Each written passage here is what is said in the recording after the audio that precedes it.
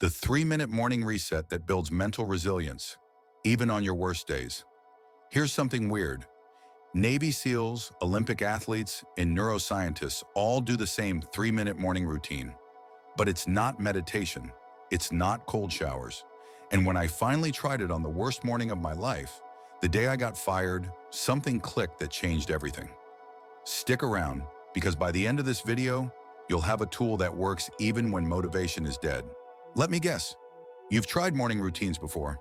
Maybe you've attempted 20-minute meditations you quit after day 3, journaling that felt like homework, affirmations that felt fake when you were actually struggling.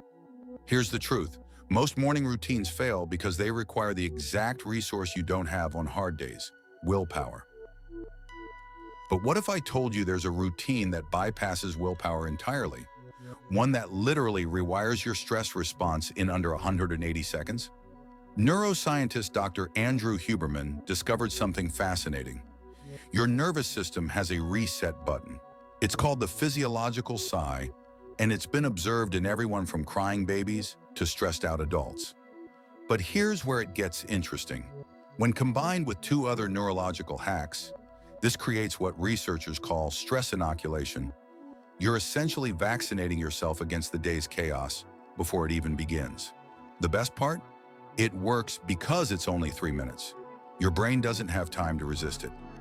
Minute 1, the physiological reset. Stand up. Right now, your nervous system is in whatever state you woke up in. Probably fight or flight if you're dreading the day. Do this. 2 sharp inhales through your nose, like you're sniffing twice. 1 long exhale through your mouth. Repeat 3 times. This is the physiological sigh. It's not woo-woo. It's the fastest way to shift from sympathetic, stress, to parasympathetic, calm nervous system.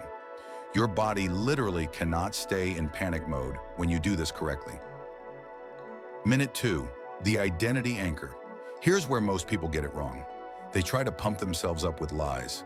I'm unstoppable when you feel like garbage. Today will be amazing when you already know it won't. Instead, ask yourself one question. What's one thing I can control in the next hour? Not the whole day, just 1 hour. Maybe it's drinking water, responding to 1 email, taking a walk, making your bed. This anchors your identity to capability, not fantasy. You're not pretending to be someone you're not. You're proving to yourself that you still have agency. Minute 3, the forward glance. Final step. Close your eyes. Picture yourself at the end of today, not in some peak performance fantasy, but realistically, having simply survived and done that one thing you committed to. Feel that small win. That's it. That's the visualization.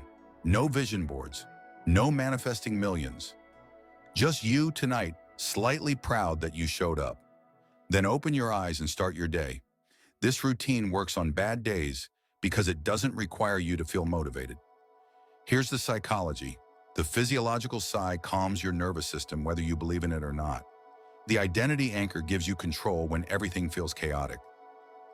The forward glance activates your brain's goal completion circuits without overwhelming you. Resilience isn't about never feeling terrible. It's about having a tool that works even when you do. I tested this on the morning I got fired. Couldn't get out of bed. Felt like my entire identity had collapsed. Did these 3 minutes anyway. Didn't cure my depression. Didn't make me suddenly optimistic. But it got me to the kitchen, then to a walk, then to updating my resume. Small wins compounded. Here's your challenge. Try this for 3 days, not 30, just 3. Don't wait for motivation. Don't wait for Monday. Tomorrow morning, as soon as you wake up, before checking your phone, do these 3 minutes. Comment day 1 when you do it. Then come back and tell me what shifted. The morning you dread might become the day you turn everything around. But only if you have a reset button you can actually press. And if this helped, subscribe so you don't miss my next video.